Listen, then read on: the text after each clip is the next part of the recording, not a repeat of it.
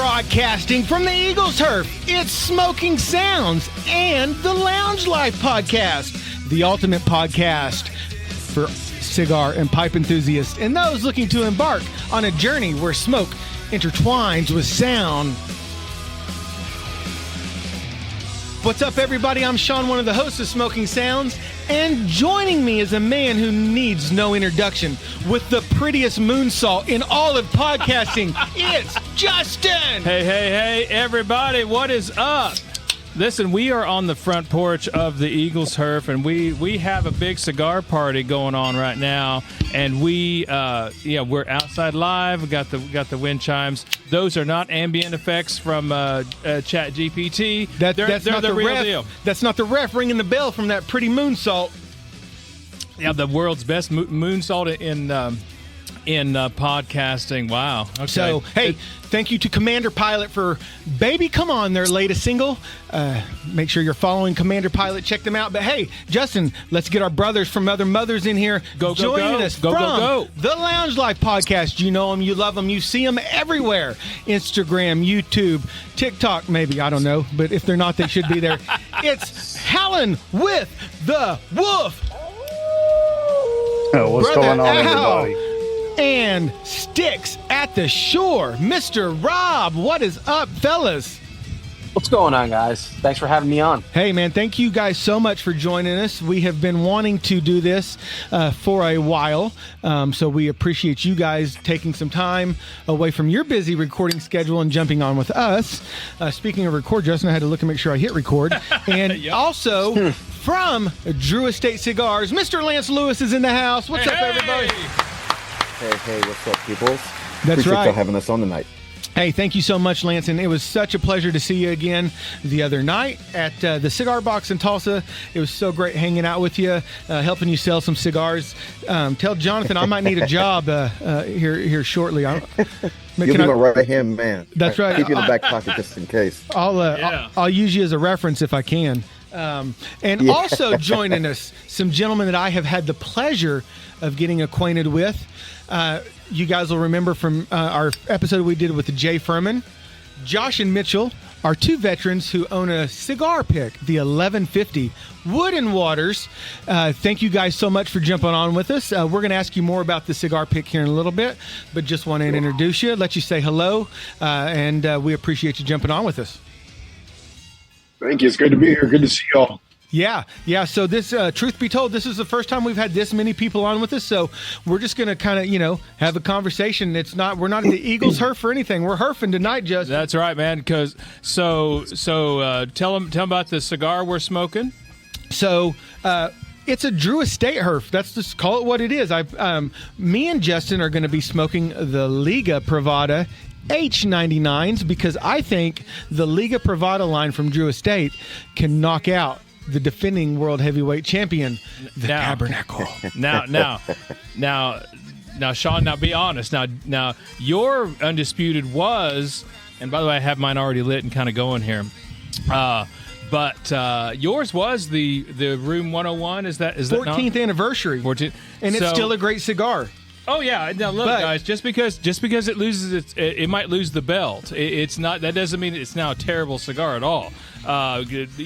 But it's the former champion. That's right. That's right. So did I be honest for you? Did the Liga take the title at WrestleMania? It took the title and then some. Wow. Because, and I think I think Lance may have overheard me saying this. I had been scared, and I've told Brother Al this. I have been scared to death of the Liga line because they're just dark, oily cigars, and I have been scared to death that I was going to smoke one and just be on my keister for the rest of the night, right? And so we were actually at an event with Tony Barreos from Stallone Cigars and Jeff down at the Cigar Box in Tulsa. I think, Lance, you know Jeff. And I'm sorry, at the Classic Cigars. Yes. And Jeff is now part of he's a board member of the PCA. So let's throw that out there. But him and Andrew were talking to me and they were like, no, dude, you got to try the Liga. He's like, if you guys, they listened to the podcast and they said, I know you guys have smoked the Tabernacle. And if you can handle that, you can handle the Liga. And so I bought one and it just completely floored me. Lance, you guys know what you're doing with this Liga line. Well, yeah, on Liga, we try to use our best and our select tobaccos. A kind of a good line to draw in talking about that. Tabernacle, Nicholas Melillo, he used to work with Drew Estate He in the did. tobacco industry. And so after his time at Drew, he went and kind of started, playing around with tobaccos, and then he came out with Tabernacle. But yeah, Liga is, for us, it is our creme de la creme. If you want to go out and you can smoke it on a Tuesday, you can smoke it on a Saturday, but usually if you're celebrating something, you want something that's going to be rich, full-bodied, and some of them they have the full flavor profile, but not, pedal to the metal spice bombs. So yeah, we do try to make a couple of different expressions in Liga, and like I said, we use our best tobaccos, and we're glad that it's felt that same way whenever people smoke it.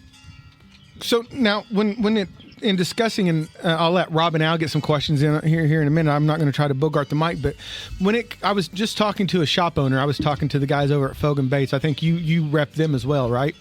Right. And they were saying, we were talking. I said, man, I bet Liga is probably one of the top sellers for Drew Estate. And Steven laughed, and he said, no. He said, you need to turn around and look at them girls behind you. Yeah. he said, that's the seller right there for Drew Estate. And I said, hello, Dominicana. Yeah, no, I had Dominicana the other night. I will talk about that. But Rob and Al, go ahead and jump in here a little bit, because now I know, Al, I know you've had this Liga more than once. Oh yes. I've had this H99 3 or 4 times, and in fact, this weekend my son just graduated from college. Woo! And, Congratulations, Chandler. Thank you. And we celebrated that with a Liga 9. There you go. Wow. There you go. Great choice. Hey, see? So not only do you wear it when you're in the Speedo by the pool, but you smoke it for graduation. That's right. All right, so is there a difference between the H? What is it? The H99? Is that the one we got? Yeah, we'll let Rob or Lance, you guys jump in. Let us know what the difference or just the number 9. So I know a lot of our listeners they're keeping score at home, so they want to know. Yeah. So the number 9. That was technically the first Liga that we released at Drew Estate Cigars, and we use a broadleaf Maduro on that cigar. So rich, earthy. It's going to have some nice, almost equated to a nice oily coffee. You get a little bit of those nice oils that come off of it, and when you light it, you're smoking a cigar. H99 is actually one of our latest releases in the Liga family, and we use a U.S. grown Corojo on that. So, some of the kind of taste differences, or if we look at those two blends, H99 is a little bit more medium plus. So it's an approachable, medium plus cigar, but it still gives you a lot of flavor. And then that 9, it's, like I say, there's a difference between going for a double espresso coffee and, going in and getting a cortado, right? So that's where we kind of see those blends live, and now we're starting to see where Liga 9 is becoming the cigar that your dad smoked, but then kind of to Al, now it's starting to pass on to the second generation, third generation. Right on, man. It's great to see it. Yeah, guys, and if you didn't know, we call Lance Mr. Steal Your Job because he's so smooth on the mic. He just jumps on. So Josh, I see you smoking on something over there, Mr. Wood and Waters. What you got going on? What's up, fellas? So real quick, just to clarify, I am not the veteran. My partner Mitch is the veteran. He was in the United States Army. So just to clarify, I don't want to take any brownie points where I don't deserve them. Well, thank you for your service. Yep. So I'm smoking an Avo. That's all I have at the moment in my humidor. That is anything close to a darker cigar at the moment. The Ligas that I typically do smoke are the Liga 9. I am the grandfather. Hopefully pass them down to my kids. I've had the Feral Pigs. I have a Manifesto still in my humidor, the collection that I've had for I think 8 years. I haven't even touched it, and it's That's like this beautiful. Yeah, it's a beautiful one to look at. But I had one. I put one in my collection, and I haven't touched it again. But I am a Liga 9 guy. That's typically what I would go for. The Feral Pigs are great too, but I am smoking an Avo this evening. So it's Avo Nicaragua box press. Nicaraguan. Yeah, we appreciate it. Yeah.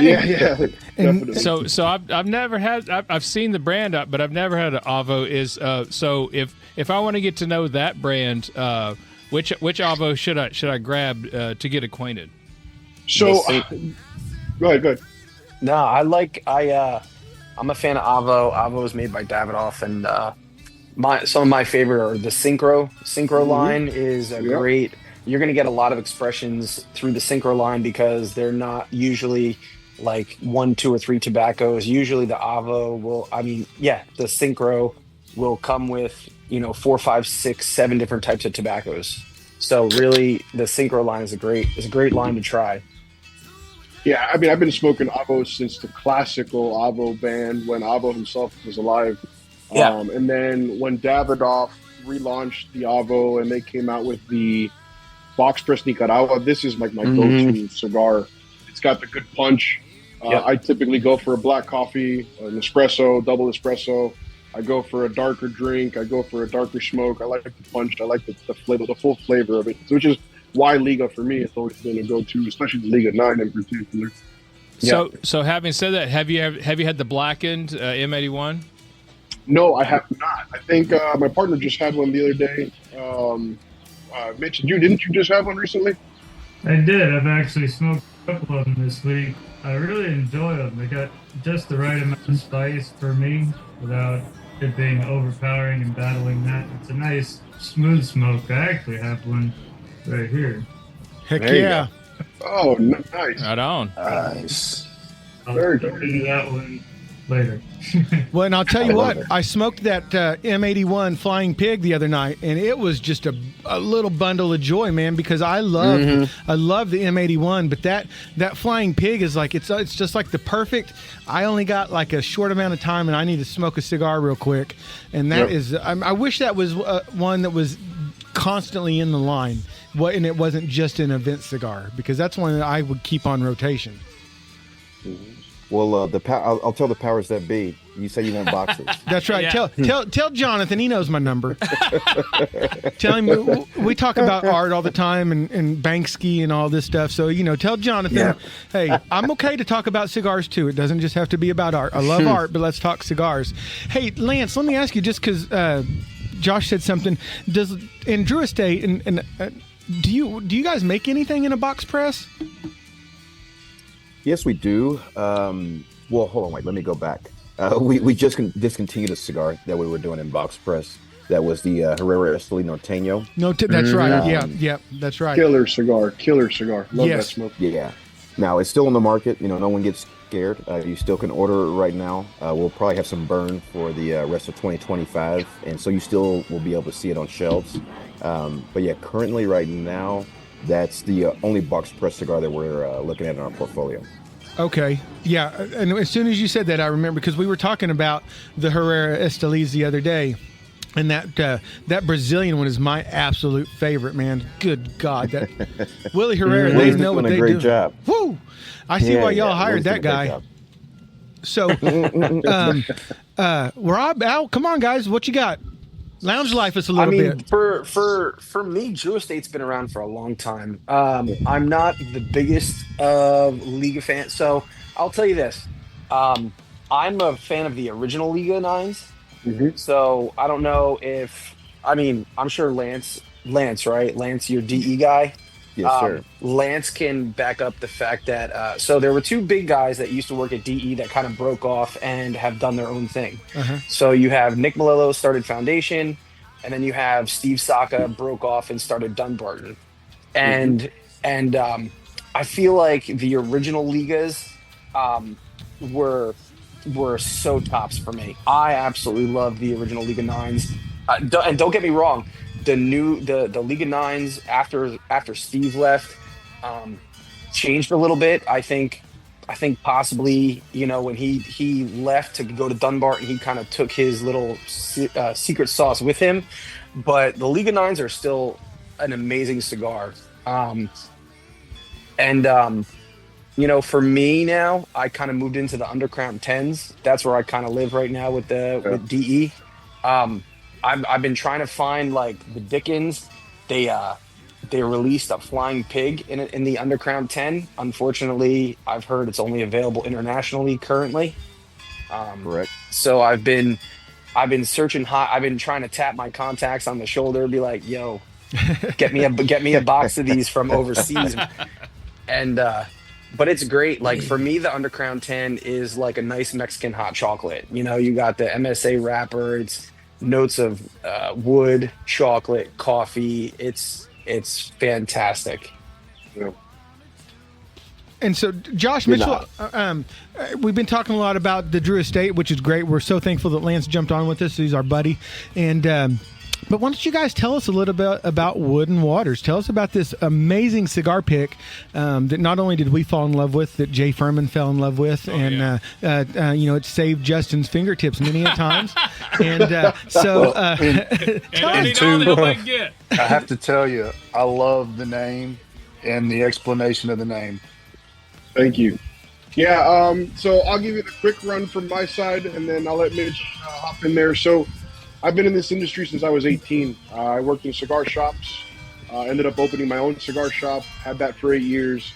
Long story short, I had an old Italian guy named Luigi Giuseppe Bianchi back in 2012 when I opened, who used to come in and smoke his cigars down to like nothing. And he would use a toothpick. So from that, to make a very long story super short, is where the idea of giving him something, because he was my daily guy. He was there 5 days a week. His wife would gamble in the casino. We were in Gulfstream Park where they raced horses over here. Oh, nice. So he was there 5 days a week, and he would sit there for 5-6 hours while his wife was gambling on the horses and having a fun time. They were super retired. He was in his 90s. Wow. And from there launched the idea of like, golly, it'd be cool to have something to offer him that would make it more comfortable. So a corn on the cob is what came across from a customer or a friend. I don't remember exactly the detail, but somehow or the other, a corn on the cob thing came across. So he started using that, and then that's kind of where the idea spun off. And then that's where Mitch and I got together and bumped heads together and said, you know what, I think we got something real cool. We were already using wooden, a piece of dowel essentially that we put a couple nails in to just kind of help us figure out an idea. And, you know, I guess 9 or 10 prototypes later, we finally found something that we were both pleased with. It took us several years to really find something that we were comfortable with. We're not big gadget guys. I'm not sure. I'm not speaking for Mitch per se, but him and I are best friends since kindergarten. We grew up fishing. We grew up hunting. We grew up, we're best of friends forever. And essentially, we're not big gadget people. We don't like to carry things in our pockets other than whatever we actually need. And once we found this little niche, right, where it was like a perfect size, it was a perfect ejection of the prongs, because we work with our hands and all that stuff a lot, and we're very hobby-oriented people. We're always working on something and doing something, so it's always a necessity to put a cigar down. And again, I've been smoking since I was 18. I just turned 39. Mitch is just a few months older than me, so he's old. Compared to me, I am younger than him. That's where Mitch, one day, it kind of just sat in my shed for a while, and he's like, dude, when are we going to finish this thing? And he kind of kicked me in the rear end and got me marching forward. No pun intended there, Mitch. But that's where we kind of got together with our manufacturer, with an engineer from our manufacturer that's out here in Naples, Florida. They helped us get those final last pieces to make everything function correctly and get to what we've gotten to now. And we decided to jump into the patenting. Realized there was nothing in the industry like this. So we went forward and jumped into the patenting process of it. And so sitting one night about a year and a half ago, we're sitting down, we're like, okay, cool, dude, we got this idea. We got this awesome tool. We can't show any single person. So it was the worst experience to have something that you truly love and use and you have so much use for, and you can't tell anyone because it'll ruin the whole patenting process. It can't be public knowledge by any chance, or you're completely shut off of patenting. Wow. And then so sitting one night, we usually chat at night and we'll have a stogie together over the phone, and he lives on the west coast of Florida. I live on the east coast of Florida. And we're just sitting down, and Mitch came up with this. He's like, man, it's just, if I'm going to pay $12 for a cigar, I'm at least going to smoke $11.50. And that's where it's just like a light bulb clicked. And got it. And that's kind of where it came from. So Mitch, go ahead from there. I was just saying, Josh, 100% right that we're not gadget guys. I never would have thought that this would have been something that I would have loved so much. But once I used it once, I personally, I can't smoke without it. It's uncomfortable to smoke without it because this makes finishing that final third so much more enjoyable. But I actually find myself wanting to grab a second cigar because it was just so smooth and comfortable the whole way to the last draw. Yeah, I can imagine. I myself, when I see a cigar, and that's where the saying came from, if I pay $12 for it, I see the whole cigar as $12. Right. Yeah, it's a financial investment. Whatever I throw into the ashtray, I see pennies going into the ashtray. Of course. Yeah. So, not only do I enjoy the cigar, but when I smoke it all the way down, I feel better about this cigar because I got absolute most both quality, taste, and bang for my buck out of it. Yeah. And it's something like a Padron or something, or a nice Drew Estate that really, really is your favorite cigar. You really want to smoke every last bit of that, and this allows you to get that extra time with your cigar. And I'll tell you, when I was smoking that flying the blackened M81 Flying Pig the other night, because it's such a short, stubby little cigar, that cigar pick was perfect to finish off the last third of that cigar. And I obviously you guys aren't the first people to have something like this, but it seems to me like most of the things, like cigar holders, if you will, they're all like swords. Like you try to shove them in your pocket and you come home and you're like legs, you're like giving yourself like stick and poke tattoos, right? Yeah. And I love that design of yours where you can, that's something that can be your, like most guys have an everyday carry bag now, right? You can throw that in your pocket and you can pop the prongs out when you need it, pop them back in when you don't. Amazing innovation there, guys. And so hats off to you for coming up with such a great cigar accessory. And we're going to do anything and everything we can to try to help get you in some stores here in Tulsa and stuff, because I think it's something that every cigar smoker should have. Yeah, from us at the Lounge Life podcast, we'll make sure to put you guys on our podcast as well. We'd love to. I'm a gadget guy when it comes to cigars, and I've tried all kinds of crazy stuff and the swords and I have the little go bag for my cigars. So I have everything in there from like the perfect draw, which I try to hardly ever use. Because I don't like to fidget with the cigar. Once I have it lit and everything, if it's not drawn, I'll just toss the cigar. I'm kind of the same. I don't like to kind of shove it down there and kind of like clear it out. I mean, it's just too much of a hassle. If it's plugged, I'm just going to toss it and just take another one. At this point, my collection is so large. At this point, I just well, I mean, I'm dealing with almost 1,200 cigars in my personal collection at this point. Damn. And So I have literally all the gadgets and gadgets. I love like my purge tool for my lighter. I have it like literally. It's just everything spills out when I go to the lounge. There's like cutters and lighters and purge tools and perfect draw and just everything. So this is the one tool I will tell you I do not have is these pokers and I can't wait to get my hands on some. I know somebody who sells them. I mean, about the everyday carry aspect, because that was a big aspect behind the design as well, was to make it something that you could carry in your pocket and feel that it's there. Because that's one thing with a lot of cigar picks that I was always noticing. We used to use the tube picks and all that stuff. We saw a lot of flaws in them. I certainly did when I almost burnt my chin when it spins down and touches your chin. Oh, yeah. And I was like, well, that's the end of the toothpick for me. Yeah. My buddy used to carry wood screws. Yeah. Wood screws. Just screw it on in there. Yeah. But at a lot of the cigar picks out there, the way they're, you can't carry them. They're just a dagger, or they're too large or something. It's uncomfortable. And a large focus of our design was to make your experience when you smoke a cigar to be easy, convenient, streamlined, and not have 6,000 gadgets bulk in your pockets.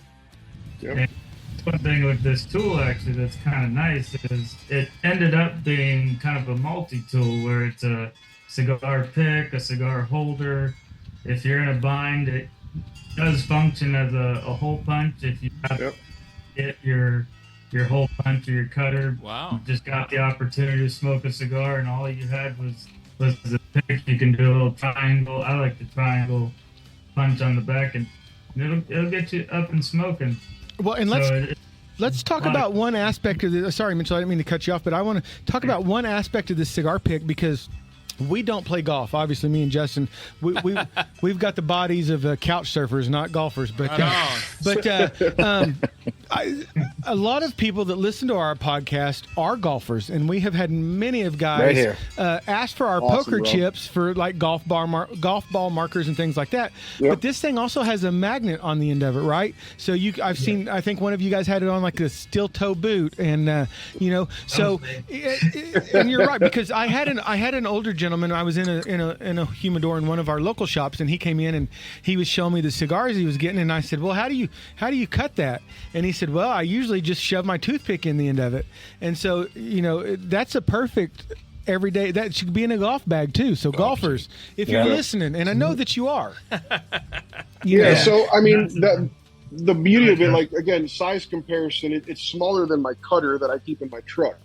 Right. Yeah. And then the magnet part about it lets you stick it to anything that's ferromagnetic. Obviously, titaniums and aluminums, it's different, which we're working on something right now as an add-on for like boaters and stuff.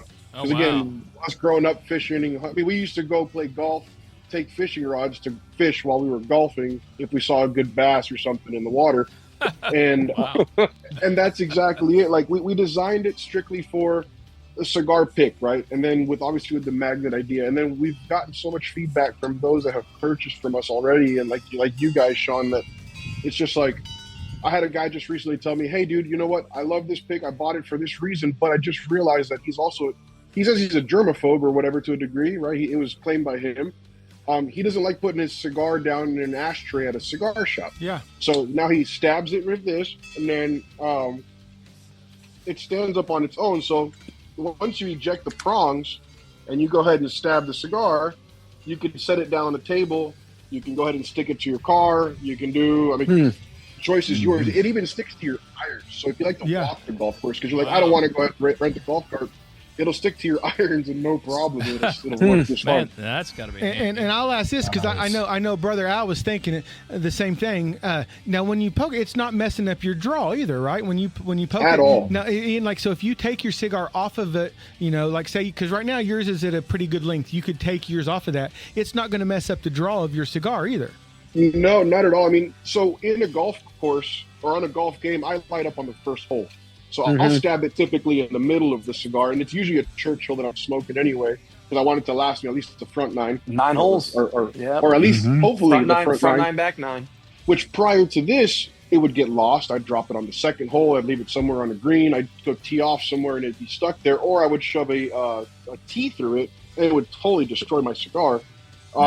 You start it off there, and as your cigar fire, or as the ash starts getting closer to it, you just move it back, and even if the holes are in front of it, as long as you don't go too far ahead. Obviously, if you give it a good 2 to 3 inches from the hole to where the fire is, you may have a draw issue here and there.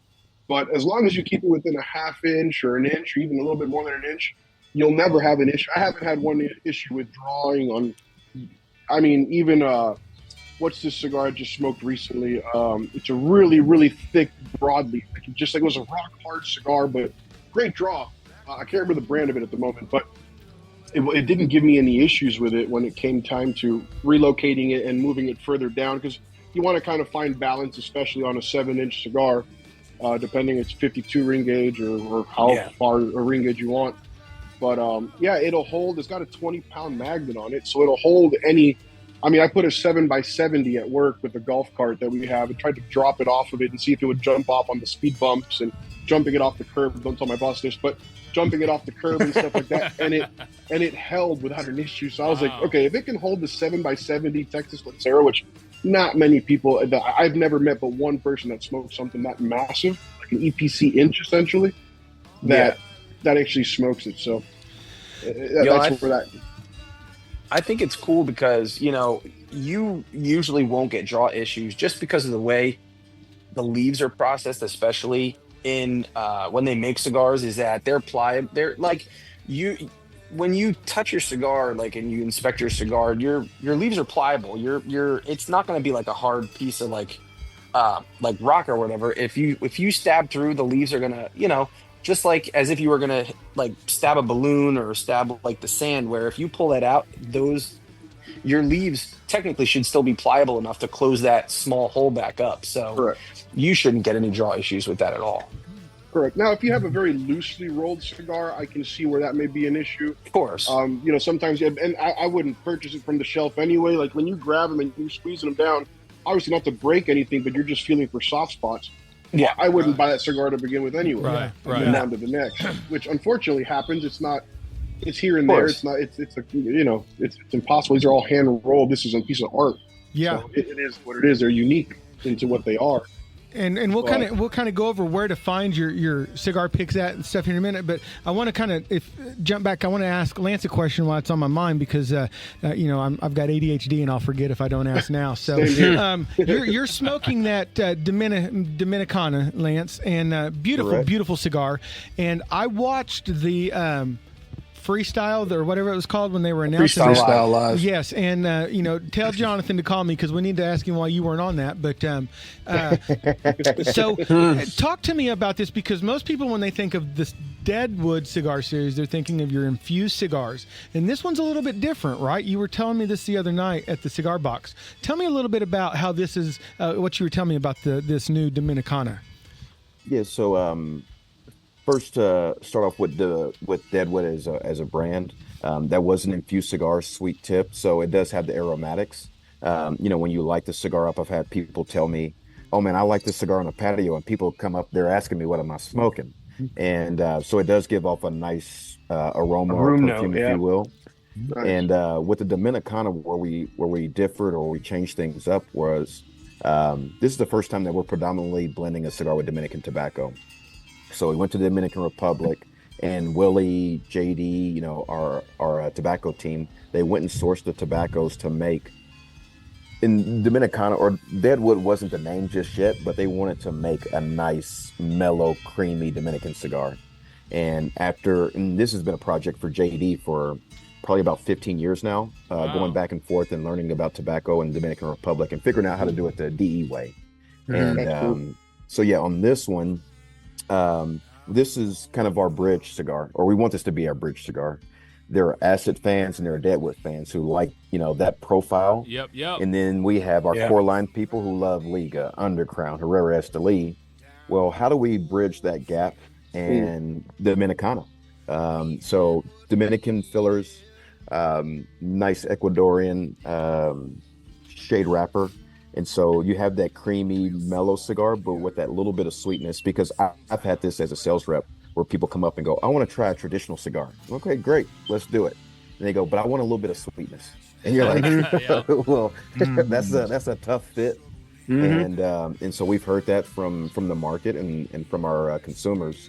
And go with the Dominican heart.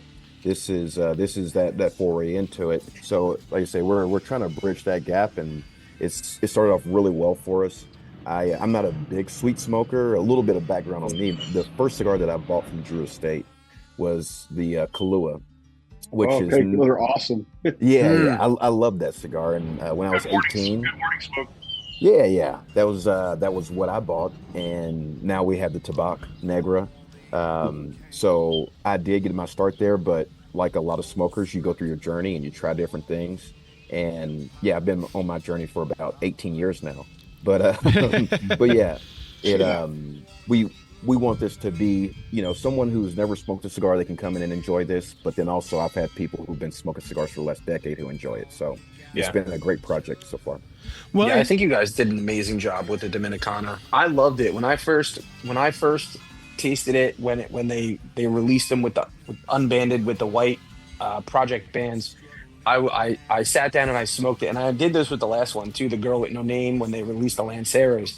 I smoked it with my whole crew, and we did a review video on that. And when I smoked this one, I actually did this one by myself, but I was actually really surprised where you had that nice sweetness, but you also had a really nice medium, mild to medium cigar that actually wasn't an overwhelming like a candy stick. It was actually, they did a really good job.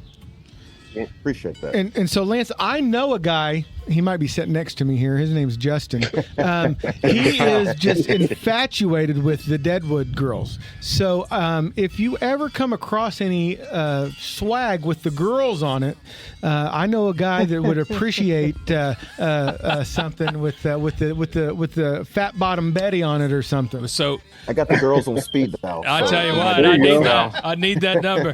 So let me get. So I smoked the Dominicana, the Gordo the other night, and now, and honestly, I typically steer away from Dominican Republic tobacco only because it's so mild. It only because it sometimes some of the big brands, I won't name any names, but not Drew Estate. No, not Drew.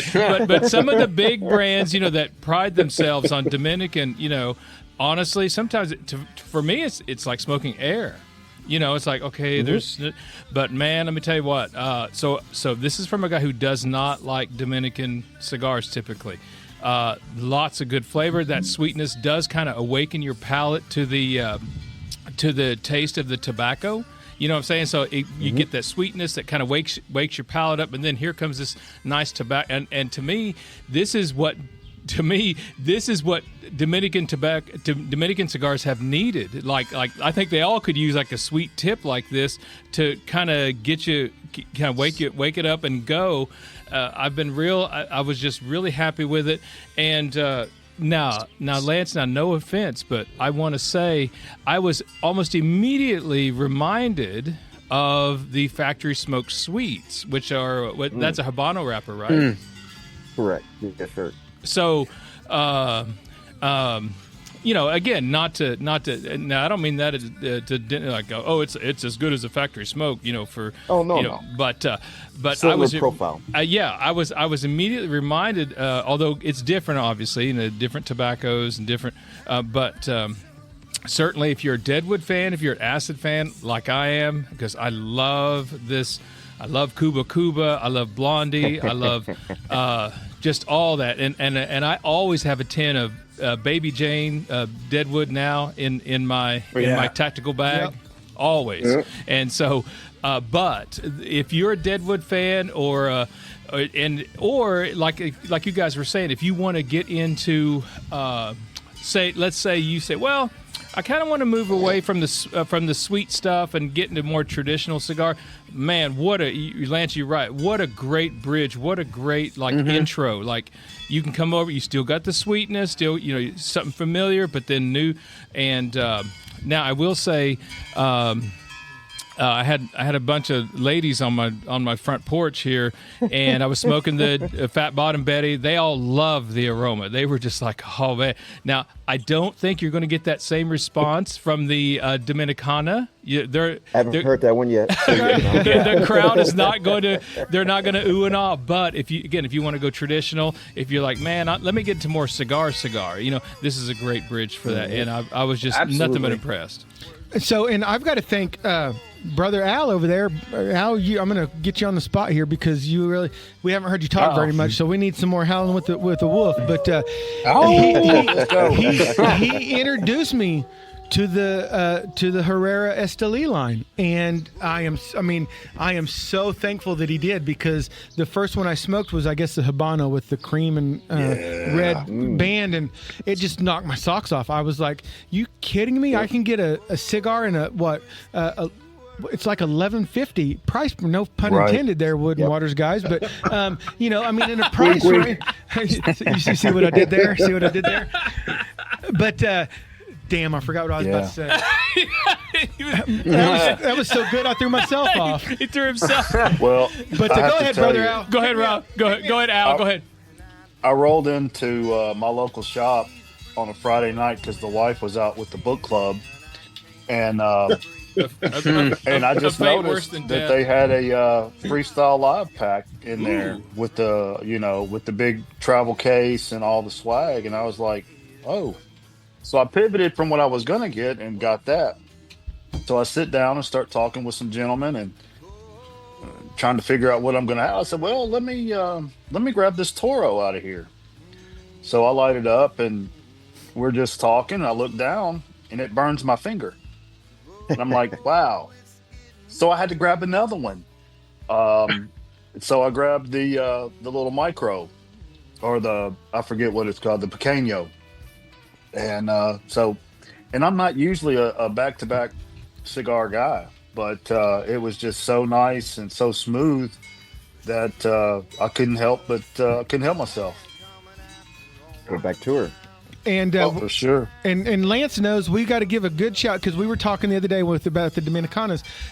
We got to give a big shout out to Shema over there at Murmur Rum. That would be perfect pairing with that cigar. Ain't that right, Lance?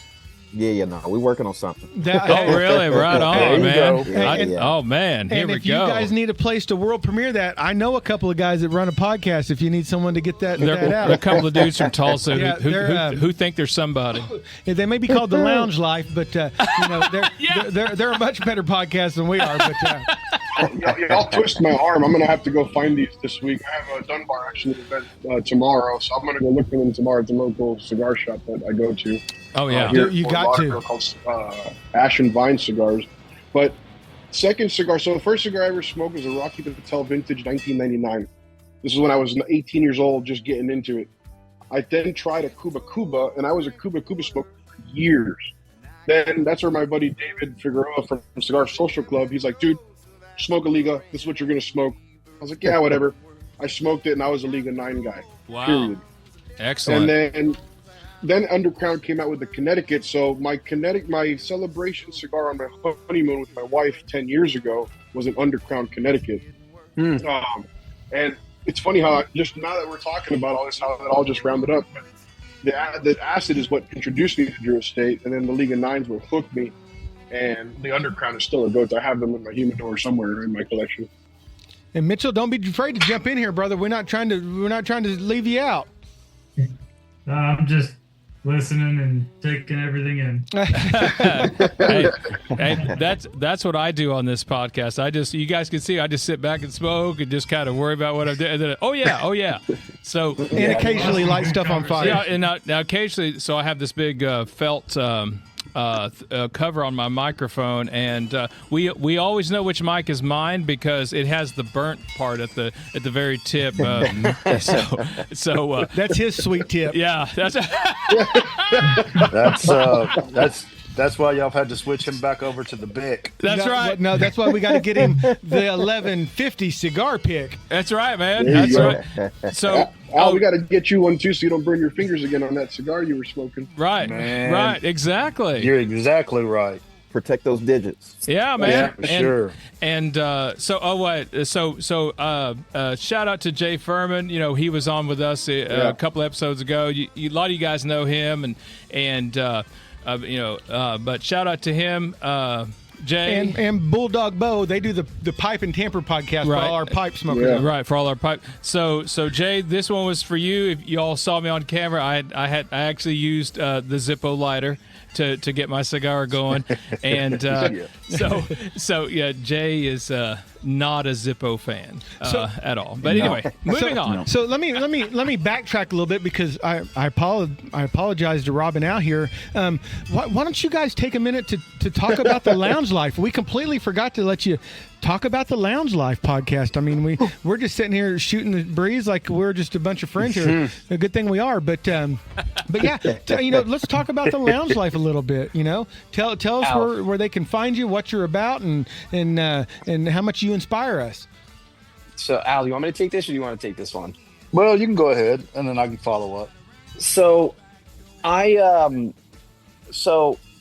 became a heavy-duty cigar smoker probably a few years ago. So this is kind of like the birth of what the Lounge Life was all about. And I joined this cigar club, and I'm a teacher, and I wanted to move just from smoking cigars into teaching people about cigars. So that's how the advent of me coming on social media and creating my media outlet. And I was like, you know what? I said, I love talking to people. I was like, why don't I try to find some other people who would be interested in starting a podcast. And so I kind of just put like a basic post out there on this the board that we both belong to, and I'm like, hey, if anybody's interested, about interested in starting a podcast, I was like, shoot me a DM, we'll talk, and we'll get on a herf and we'll shoot the breeze, and we'll see how we drive. And I went through a couple people, and me and Al just kind of got together one night, and we're just like, yeah, I think we're just jiving. We just decided to shoot back and forth, and just really kind of worked well together. So I was like, you know what? I was like, why don't we sit down and come up? I was like, so I extended him an official invite. I said, hey, let's do a podcast. And it was, back and forth, and what do we want to talk about, and how often we want to put episodes out. And so that's kind of the birth of how the Lounge Life got started. And we just, it's I always call cigars the great equalizer, because you could be the CEO of Microsoft all the way down to Joe the plumber, and you could both be smoking League of Nines, and it's funny because what Al does absolutely different than what I do, but we both share the love of the leaf, and so that's kind of how the Lounge Life started. And we just wanted to make a space where everybody could come together, relax, sit back with their favorite drink, sit back with a stick while we kind of just chop it up about different topics, getting people on, from owners to reps for companies, and we've been doing a lot. We're trying to grow the brand, and it's just Al's been great, and I'm telling you, Al has been amazing when it comes to pushing us on social media. He's the one that comes up with all the posts. I do a lot of the behind the scenes stuff with the editing and all that stuff, and, Gotcha. and trying to secure all the bigger names that we get on the podcast when it comes to guests and all that stuff. But Al does a ton of the work. Like, he comes up with posts, and I'm like, I never thought of that. So that's kind of like where our space is right now. But Excellent. We love the fact. I just want to say thank you to you guys to having us on and kind of just supporting us, and we love supporting you guys, and this is just a big community. And I said, oh yeah, for us, it's just about joining an amazing community where we support each other and lift each other up instead of tearing each other down. One of my biggest things that I've always said was, cigars is about community, not competition. Right on, man. I've some guy said that. So there was a time last year. So I was in Jacksonville, and Big Al came on, I think, for the first time with Sean. Yeah. And when I heard the podcast, I was still, I think I was still in Jacksonville. You were, yeah. I was still there, and I couldn't pop in for whatever reason. And anyway, so when I heard Al on there, I was like, well, Justin, you no longer have a job, because Al was just killing it for his first time on there. He was just killing it. And then Lance comes along, and we interview him on the fly at an event, and he just kills it. And I'm like, I don't even know what I'm doing here, man. We were both filling out resumes for podcast interviews when Lance jumped on with it. But we was like, forget that. This is the Lance and Shema show now. That's right, man. So I can tell you right now, the rum was flowing. That's all. But listen. Was that not just a great time? I mean, it was a great event, and both of the events that we've had the pleasure of showing up and impeding on your space there, Lance, it's just been great, man. You've just been a tremendous host to us, but that at the Cigar Cellar was just a fantastic evening, and it just everything just came together, and it was an amazing event. Lance, where do you live? I'm in so I live in Dallas. Okay, cool. And so I cover all of North Texas, Oklahoma, North Louisiana, and North Mississippi. So awesome. We do a little bit of driving. So now, do you do Lance, South Haven you're out my there? guy. Do you do South Haven up in Mississippi? South Haven, no, that's a little bit further. I think it's a little bit further south for me.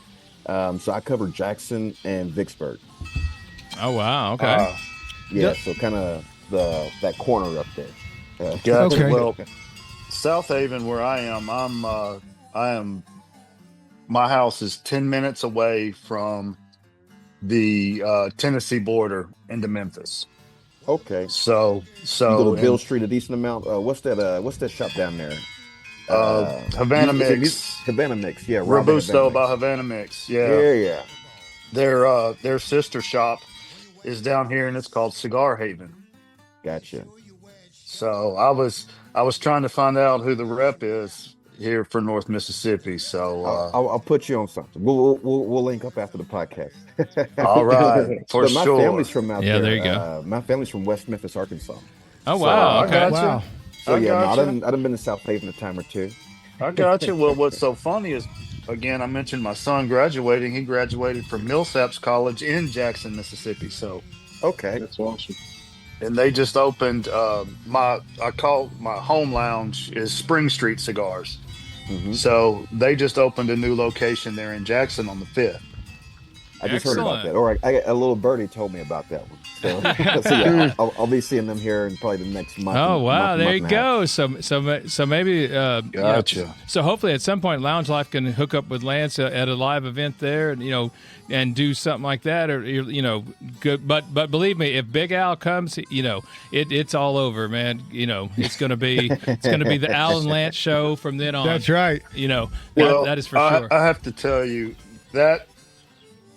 Coming on with you guys while you were out, that gave me the bug, and Rob can tell you, and Sean knows because he's been trying to help me along the way, and I was trying to do one by myself. Yeah, sorry about that. And I can't just sit here and talk. You know what I mean? Yeah, it's hard, man. When Rob brought it up, I was like, yeah, let's do this. This is what I've been trying to do. And while we both maintain other channels aside from the Lounge Life. Yeah, we both maintain our personal pages.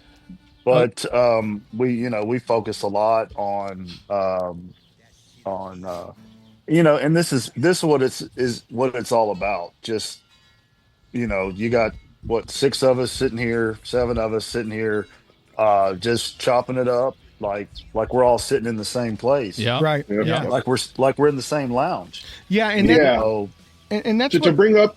Go ahead. No, go ahead, Josh. To bring up what you guys were saying earlier, I mean, that's exactly what attracted me to this business. I mean, as a young boy, I worked in many fields, but I always stayed in the cigar industry. And it was because of this. Like, I've never met you guys personally, but look, it's like we've known each other for quite some time. Yeah. Like you said earlier, no matter what walk of life, cigars really just put like a middle ground where you can always find something as a common ground, whether you're from different ends of the planet. And this is my first podcast. I know it's Mitch's first podcast, and this is just really neat that we get to sit with you guys, and I appreciate all y'all for your time and having us on today.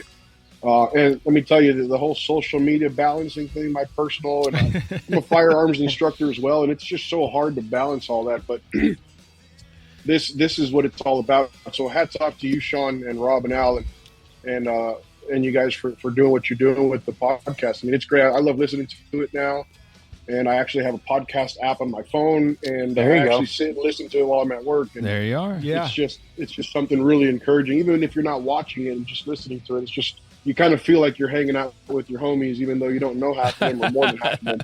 And I'm glad you said that, Josh, because it kind of leads into what I wanted to say. Because I've known Brother Al for a while, and Rob also has his Sticks at the Shore YouTube page. I don't want to not go without plugging that, but I know that you guys, you do the YouTube Lounge Life channel, and that's great. I try to watch them, but I like to listen to you guys because when I listen to it, I feel like I'm at the lounge with you, right? Yeah. And people have said this to us too, and to me, this is one of the best compliments I can get is when people tell us that they talk back to us, right? They're listening to the episode. Jay told us, he argues with us, whatever, does. He does. And that's great, right? Because we all have different palates. We all think different things. But that's what I really enjoy about when a new Lounge Life episode comes out. The first thing I want to do is I want to put my AirPods in and I want to sit down and I want to listen to it. You know, because sometimes I feel like when you're watching, you're distracted by some of the visual stuff, right? Like, what cool hat is Al wearing? Are you guys using a cool, Valor cigar cutter? What, that Bullets and Brave hat is badass, right? But I sit down and I listen to it, and there's a perfect balance, right? You and me and Justin are just both goofy ass dudes, right? And we're just full of energy, and we're kind of almost one and the same, if you will. But you, Al and Rob, you guys balance each other out so well that it's a very nice listen. I don't read books because they make me fall asleep. I listen to podcasts, and I am so thankful every time a new episode comes out. And I love the people that you guys are interviewing, right? You're interviewing people that aren't, we appreciate just that. like, and we said, and we said this to John Huber from Crown Heads, who was just a phenomenal human being. I loved having John on, and I'm thankful for that opportunity. But I love having Lance on here, right? Because this is the guy that he's representing Drew Estate. Yeah, he's not JD, but he's the guy that's in the shops. He's out there with boots the on the ground. He's the boots on the ground. And to me, he's almost a more quote unquote important part of what goes on day to day, and this, than the owner of the business. Right. Certainly for us, the consumers, yes. And so I wanted to talk. So when I'm kind of getting down to this H99, just tell everybody. Yeah, what do you think about that? So real leathery, real earthy. It is. I told you that the Dominicana kind of it put me in mind of the factory smoked sweets. Now this one actually puts me more in mind of the blackened M81. It's not. It is certainly more mellow than the blackened. I haven't had the Liga the Liga 9. I definitely need to have that now. But the flavor is consistent. Again, a lot of leather, a lot of earth, a little bit of nuttiness. And I appreciate like the feel of the cigar. It's not as when you look at it, it doesn't come out as oily as you think it will. When you get it in your hand. But just a phenomenal smoke. Definitely would get this again. And for pairings with this one, some of you guys, this is yet another one. This is Cafe Bustelo coffee. Yeah, love Cafe Bustelo. My favorite drink with the cigars, Cafe Bustelo.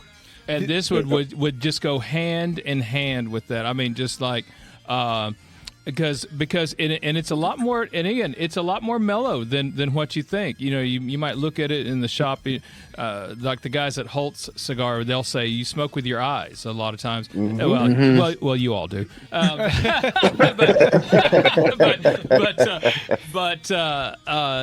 You think, okay, this is going to be a real bomb, and it is just so mellow. I'm telling you what, I'm coming down. I wish I had one of those cigar. It's about 11:50 time, isn't it? I'll tell you what, and I would just like I would like Al. I would have like I'm thinking I almost need another one of these, to continue on because man, I mean it's just good. And I'll tell you, Lance, I don't know if you've heard this or any of you guys. There's a video on YouTube it's JD, it's James Hetfield from Metallica and Rob, the distiller of Blackened, and they're talking about blending the M81.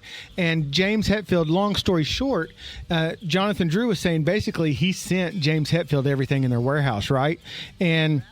And James got to the Liga number 9, and he looked at Rob and he said, we really were just going to ask, is there any way we can just steal this and make this the M81? Like the Liga 9 is that, and that was another thing. I was like, dude, because James Hetfield is a guy like Guy Fieri. He's not just a celebrity smoking a cigar, right? He's a cigar guy. He's a cigar guy, right? Yeah. He just happens to be one of the most famous rock musicians of all time.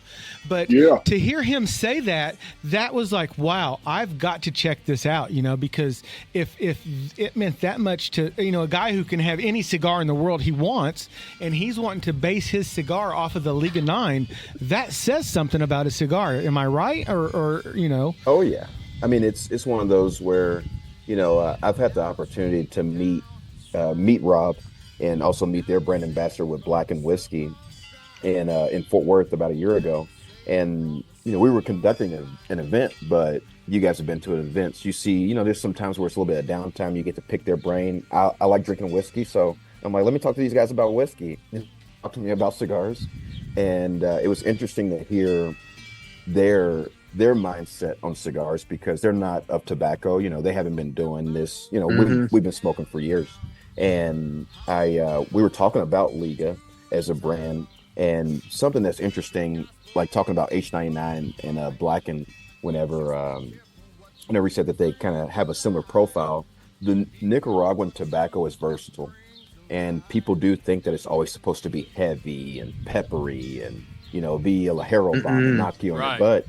But if you do blend, if you do make a complete blend, everything will sit on each other nicely. So you do have some similar components. And those guys were fans of Liga. So whenever they were testing, they go, well, make us something like this. And it's like, well, we can't make you that. But we can tweak some things and get you as close, but also something that's your own. Yeah. And that's the cool thing about a cigar like Black. And that just wasn't something that we had with a number sitting in the warehouse waiting to sell to somebody. It was something that was collaborative, that we wanted to pair well. And then, on the back end of that, we come out with S84, which is a Connecticut shade cigar, but we used a broadleaf Maduro binder. So you're not getting a traditional Connecticut there. You're getting a cigar that stands up to whiskey, that you have a lot of flavor. Yeah, light but punchy. Yeah, and if we don't go and actually blend the cigars and try to have some tone and palate for it, we'll just be pushing stuff down people's throat that they don't want. And we don't like discontinuing cigars. So, we need stuff with staying power. And so you twisted my arm. I'm definitely going to have to pick one up tomorrow. Hopefully, it's at the cigar shop. Okay, so Lance, so you enjoy a little whiskey with your cigar. What's I know it might depend on whatever cigar, but overall, what's your go-to whiskey for cigars? So that's a tough one, man. That's like asking me who's my favorite lady friend. Fat Bottom Betty. I'm just messing around. Fat Bottom Betty. Fat Bottom Betty. But I usually go two areas. I like tequila, and so tequila is somewhat neutral. You can get a Blanco, and it can work with a lot of different cigars. You can have a Reposado, a little bit more character. And then when it comes to whiskeys, I'm usually going for something. A lot of people know Buffalo Trace products. And things like Eagle Rare and those, but I like a Weller 107. And then usually I'm in that medium plus to full, so I like a little bit of that spice. I like a little bit of that sweetness, and then I'll go pull anything up the humidor at 107. Okay, so good. See, look at that. A lot of your guys agree. I'm over here texting Jason, the Dram Amateur, because I'm not up to date on all these spirits. So I'm like, what is a Blanco? It's funny. It's funny that we talk about that stuff like Buffalo Trace. I was actually just at a Sazerac event this morning. I just met Drew, the master blender for Sazerac, was at like my local shop, like literally 20 minutes from my house. Oh man. And so they had all this stuff lined up on the table, picking up the Eagle Rare 10 and the Blantons and all that kind of stuff, and it's pretty fantastic. I tend to go more like the weeded side for the lighter cigars, and I'll go with the rye. For the darker, like the medium to heavier stuff, I'll go with more of a rye profile. And it's funny, I actually just started pairing rum with my cigars. So I was at an event recently with a company, and the gentleman who was running the event was like, okay, I bought 2 bottles. First, you're going to do the American style. He bought a bottle of Dickel 15 year. And he's like, I want you to try the Dickel 15 year with the cigar first. And then he's like, but outside the United States, he's like, what you have to realize is outside the United States is not a whiskey. It's not a whiskey world. Right. It's a rum world. All the countries outside, the countries that actually do the blending and the rolling. So outside of the United States, the countries that do the rolling and the blending, like the Dominican Republic and Nicaragua and all that stuff, it's all rum. and he's like, I want you to try this rum with it, and it was fantastic. It's the one that I tend to like is the El Dorado 15 year, and it's funny because it's a little bit of a different style. It's not like the Caribbean style rum where you're gonna get that like candy sweetness. This is it's called the Demerara sugar rum, and it is more like instead of like a Smarties profile, like I'm gonna relate it to candy. So instead of like a Smarties profile, it's more like a brown sugar cookie kind of sweetness, and it's absolutely fantastic. And what'd you say that one was? It's El Dorado 15. El Dorado 15. Okay. If I can recommend something, so I don't really veer off from the path typically. I pretty much only drink Bullet 10. That's pretty much my go-to. I drink it for anything. I drink it neat, just how it is. I think it's a fantastic bourbon for the price and for what it is. The only other thing I'll drink is a rum, and it's a Panamanian rum. It's a Zafra 21 year, and it drinks like a cognac. That's a great rum. And it's just a neat, room temperature. Well, South Florida room temperature. Bottle 90 degrees. 90 degrees. Yeah. So it ain't English or nothing like that. Not that kind of weather. But between Zafra and Bullet, that's pretty much. I mean, I'll drink other things, but it's typically a bourbon. And funny you mentioned Weller. I can't find Weller in stock anywhere. It's always sold out. It's always you got to buy 5 of these to qualify for one. It's buddy of mine has a big Liquor collection. is probably messing y'all up down there with distribution. And Flanagan's. Well, I tell you, just a good all around Wild Turkey 101. It's hard to beat either from a medium to a full body cigar. A whiskey guy. I can be, and in fact, we were talking about Jason, the Dram Amateur. We went to dinner Friday night, and so I'm sitting here. We're in a pretty nice restaurant. So I pull up, and they have 3 pages of just rums. Wow! So I'm sitting here taking pictures and sending him Instagram messages like, "Hey, I need a recommendation," because my experience with rum was Bacardi. Yeah. It's a lot different. And then the coconut rums. So murmur rum, baby. Murmur rum, baby. When I first started, Murmur, I haven't had the pleasure of having that yet, but it was Malibu, and then it changed to Blue Chair coconut, and with a Diet Coke, and that's what I started pairing with my cigars on the front end, and then I decided to mature a little bit and move into whiskey and bourbon. So, but yeah, it's hard to beat a Wild Turkey 101. Now, no one ever says my go-to. Hurricane? No. Thunderbird. Elijah Craig. Oh, I know. Elijah Craig. DC, very good bourbon. But it's not for the meek. Because it's hot. It's got a little hotness to it, depending on the blend. Yeah. The barrel age is real good in the Elijah Craig. At dinner the other night, I did order I'm a big Heaven's Door fan, so I like that song like Guns N' Roses. Well, this is actually Bob Dylan. Okay. So that's his. And a lot of people say it's Dickel.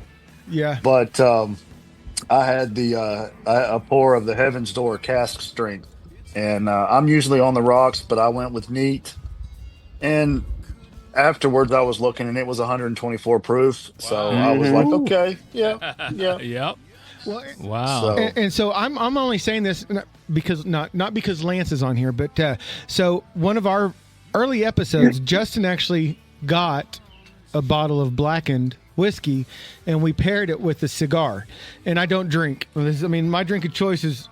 I better just show the back of it because I don't want to get copyrighted. Oh, there it is. But the red and blue can. I'm going to tell you, the blackened M81 was another one that scared me because it's a double Maduro, right? A fan-freaking-tastic cigar.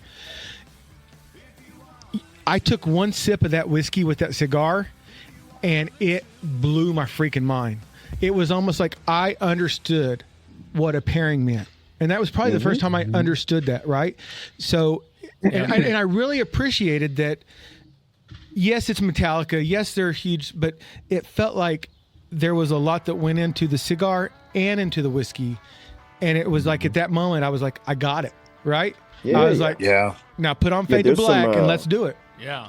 Well, it's funny. So, have you heard the story about Blackened, the whiskey, or no? I've heard bits and pieces, of it.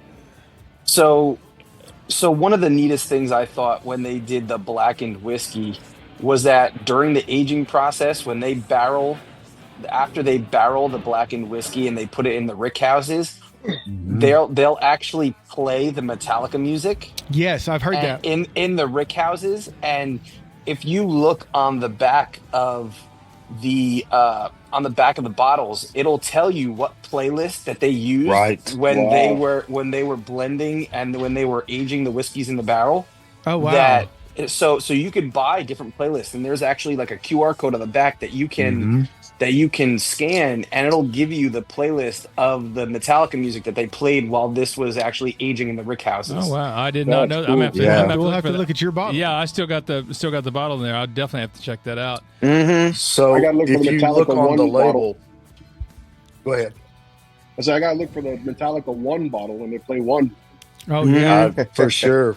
Well, if you look on there, there's it looks like music notes or sound waves. Equalizer, right? The equalizer waves, yeah.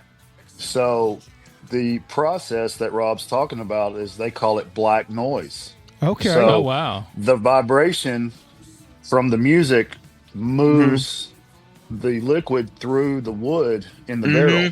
Nice. And that's why it pulls out. I assume they're jamming this like at full blast. Yes. Yeah. Sick. So I'd love to check that out.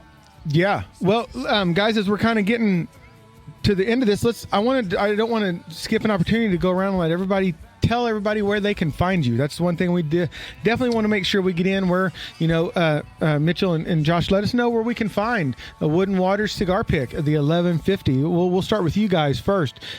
Give us the last little plug, where we can find you, how they can get in touch with you, all that good stuff. Sure. So you can find us on Instagram. It's probably the easiest way of connecting with us. It's at Wood, the letter N, then the word Waters. Our website's the same thing. The link is on our Instagram and our Facebook and stuff, but it's woodandwaters.com. That's the website where you can go ahead and order your 1150 and enjoy your cigar to the last straw, just kind of how I'm doing that's here. Awesome. There you go. And yeah, you can find us on there. We're pretty active on Instagram. We do have a TikTok that's kind of banned because of tobacco, I guess. So that's a little bit awkward. We do have a Facebook. We try to keep up with Facebook, but mainly 95% of our time we're probably on Instagram, connecting with people. So yeah, you can find us there. We appreciate everybody. Thank you guys for having us. We appreciate all of you that have promoted us, shared photos of your product, purchased our product. It means the world to us. Again, having launched late January and being already in May, it's been awesome to be with you guys. So thank you everyone for your time. Rob and Al, it's a pleasure to meet you here on this thing. I look forward to getting with you guys as well. Oh, you should. And Lance as well. Definitely, brother. Definitely. Sure. Yeah, if you guys are ever down here in South Florida, make sure you give me a ring and we'll try to connect and sit down and have a nice stogie. I'll be in Miami in 2 weeks. There you go. Hit me up, dude. Let me know what date you're going to be here. Yep, there you go. Town. I'm on a cruise June 1st for a week, but I'll be in town anytime after that or before that. So let me know what date you're down here, and love to get together with you. Excellent. At a local shop around here and hang out. I'll be in Miami on the 23rd. We're going to be there for 2 days, and then we get on the cruise, and we're back in Miami. Cool. We're back in Miami on June 1st. Wow. Well, leave it clean for me because I'm going on right after you. I'm going on Carnival on June 1st. So make sure you leave it nice and clean for me, all right? Y'all are some brave dudes, man. Oh, I know. So, hurricane season. Okay, so Lounge Life, go ahead. How can people find you? Where are you at? Well, go ahead. You can find us. You can find us on Instagram at Lounge Life Podcast. No underscores. You can find Rob at Sticks at the Shore, all one word. Now my handle's a little more complicated. It's Howlin underscore wit underscore big underscore owl. And then we are also, you can find our podcast on YouTube, Apple Podcast, and Spotify. All right. We can also, the easiest way, one of the easiest things is if you go to at Lounge Life Podcast, we have a link tree that will have all of our sponsors, all of our friends' pages, and both of our personal pages on the link tree. So there we go. Everything right in one place there. Excellent. Well, Rob and I are big supporters of the veteran product community. Yeah. You mentioned Valor Cigar Cutters, veteran-owned company out of Texas. We've had Bryce at Silent Hero Cigars on. Yep. We just had Hayes Gray War Dog Cigars on. That episode dropped yesterday, I believe. Oh, all right. Yeah. And so we appreciate your service and appreciate you guys there at Wood and Waters. And absolutely, thank you so much. And I appreciate your service. I appreciate that cigar pick, man. I think it's just it's going to change the cigar world. Yeah, I think so. Thank you, man. Thank you so much. And I mean that more from a design aspect. Like I said, it's not one that you're going to get a bunch of like stick and pokes in your on your thigh when you get home. It really is. It's an everyday carry. Mitchell, you and Josh, you've just done a tremendous job with that. And thank you. I mean, like your shirt says, the last draw. You're going to enjoy that cigar to the last draw. Hopefully, you enjoy this podcast till the last draw. So I don't want sure did. So I don't want to. So Lance, what do you want people to find you, or do you want to find them at the cigar shop? The best way to find me is come buy some cigars. Yeah. But, there you go. But excuse me. Obviously, DrewEstateCigars.com. Where you can find events wherever you may be in the country. My Instagram page is going to be DE4_LL. Drew Estate for life, or Drew Estate for Lance. There we go. Lewis. Okay. I appreciate you guys having me on. One of the things for me being a cigar rep, I've been doing this for 11 years. You have your relationship with your retailers, but then you have your relationship, and I don't even want to call them consumers. It's just you meet people who are great and they're solid, and even if I wasn't a cigar guy, if I was smoking in Tulsa, I know, me and Sean and the guys, we would have bumped into each other. Oh, yeah. And, it would have still been kind of like, what this scenario was today. So I just appreciate the industry for making me not have to drive a forklift for a living. And, I get to travel, talk about cigars, and every now and then have a cocktail. So I can't complain. And we're going to do a little bit of a giveaway. Lance, I got some cigar cutters and lighters, and then you might have another little bundle package we will announce. Yeah. So do you want to set up our Smokin' Sounds crew? Besides that, can I say that Drew Estate has swag game on lock, right? Pretty much. Oh, man. Drew Estate always, I was blown away, like the swag, the PCA booth. They're always over the top when it comes to merchandise for Drew Estate. Always visible and always fantastic. We appreciate that. Yeah. Our consumer, our marketing team and consumer engagement will be very happy about that. Yeah. Yep, for sure. And we appreciate each and every one of you guys, not only for taking the time out to join us on Smokin' Sounds, but for your friendship, for if it's a quick conversation on Instagram, or I've made friends. Me and Brother Al and Rob and Josh Mitchell and Lance, we're going to be friends for a long time, and it's because of this cigar, right? It's like somebody said earlier, it's a community, not a competition, and that is so Absolutely. true. It's so true, and these are relationships and friendships that build. I like to say, the cigar ends up being like kind of second or third nature. It's just kind of the vessel that drives the conversation, and that's what I love about the idea of the Lounge Life podcast, because that name incorporates, I think, what a lot of us want. Is we want that lounge experience where no matter what you do for a living, or you leave your troubles at the door, and you're not gonna walk out of there without feeling like you made a friend. Always. And that's always, that's how it's been even long before, like when Sean and I would go to the tobacco pouch here and way back in the day before podcasts and all that. I mean, we would just start talking with people and people playing dominoes and stuff like that. You know, it was and you just started talking to people like it wasn't a thing, you know. And I've always appreciated that. My only thing is I need to get more of you guys into pipe smoking because that's really my jam. As I'm fond of saying, I've smoked more cigars on this podcast. See, I cleaned it up, Sean. There you go. Thank you. I've smoked more cigars on this podcast than I have since we've been doing this than I have like my entire life. Most of the time, I was a pipe smoker. Yeah.